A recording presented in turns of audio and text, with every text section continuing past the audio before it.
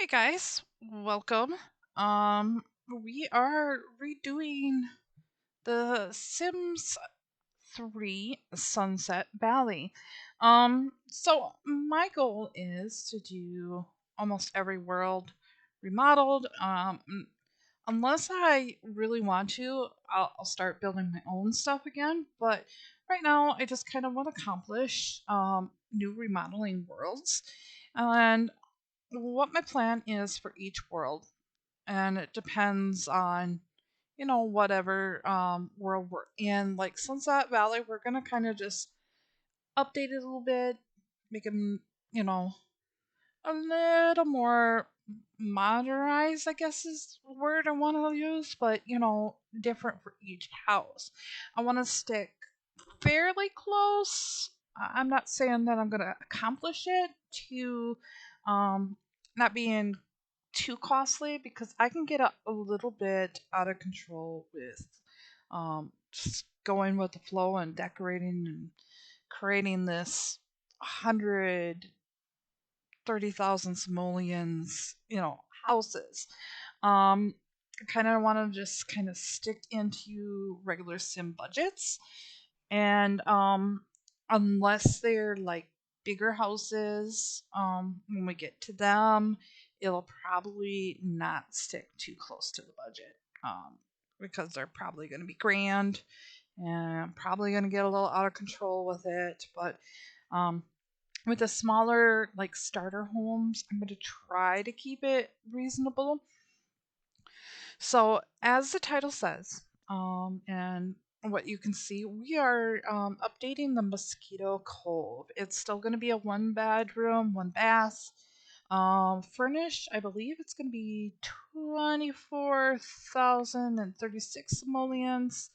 Unfurnished, we 17,169,000 simoleons. And as you could tell, I mean, it did go up in price, because I think the original starter for Mosquito Cove is like 13,000 or something like that. So I did go a little bit more furnishy, I guess, and then I added about like 4,000 more unfurnished.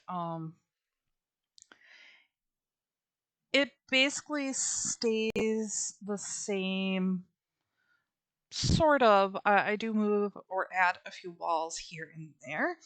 Um, what I did was kind of like change the color, lighten up everything.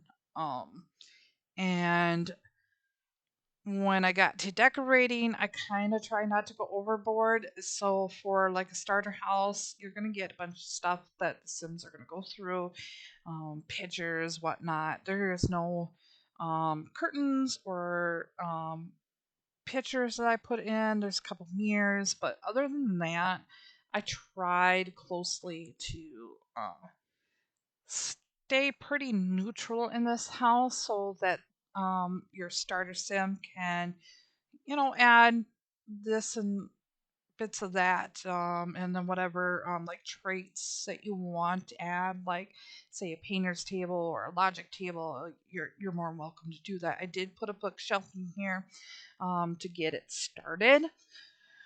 Let's see here. Yeah, so I'm just trying to get a different step in here so I can color it a little bit more. Um, but basically, like I said, it's going to stay about the same. I do put a wall in here. The upstairs is very empty, other than like a bed and a dresser, so you can build upon that.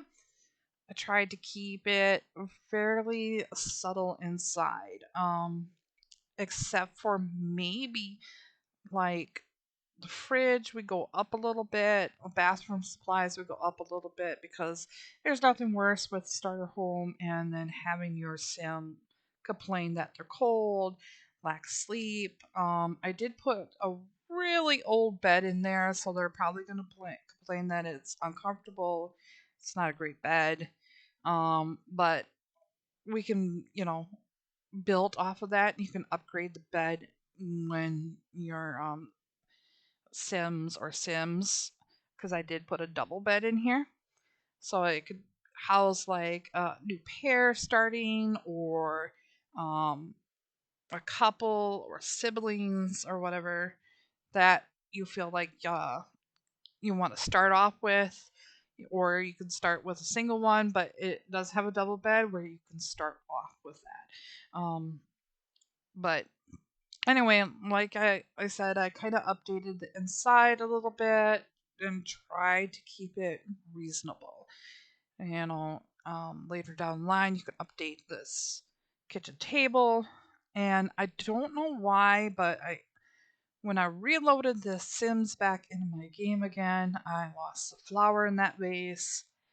I have no idea why, but um, anyway, some of the kind of lower end TVs and chairs are going in. There is a few uh, rugs that I do flop in there, um, to just kind of make it a little bit cozy in there. I do put some more stuff outside, but I don't go like way overboard. It's something that your Sims can build more upon. You can change, add, do what you need necessary for this house. But again, like I said, we're gonna go ahead and we're gonna start this Sunset Valley again. I'm actually using, say, the extra world where it's empty for Sunset Valley, so that I don't have to really remove Sims and then start with an empty area. But this one does not have a laundry, and I love my houses to have laundry, but again, it is supposed to be a starter home, and we're going to try to keep most of the starter homes fairly decent unless I go overboard. And I will say, when I go overboard, I'll mention it in the commentary here when we get to them. But this one is fairly reasonable. It's not too overblown. It's not too um, low either. But anyway, I think that's about it for this video that I want to update you. I did add quite a bit more windows in here because I hate getting that little about where there's not enough light in it. So I did add what I can. This was upsetting to me. The train thing kept not working, and then I tried to put a bridge, and it didn't work for me. So I end up removing this. It is what it is. I made another pathway. But yeah, so all we have left now is outside. I do add rugs, and I change the roofing, and I add and take away some of those cattails, make certain areas a little bit um, deeper in the pond and a little less. I don't monkey too much with the terrain except for where they're walking and out in that little outside area. But otherwise, we're pretty much done here. So I'm just going to leave you with some music, and then we're going to go ahead and have screenshots afterwards too. So if you want to see them, stay tuned. Otherwise, just finish the video. You can skip the screenshots if you want. Until next time, guys. Bye now.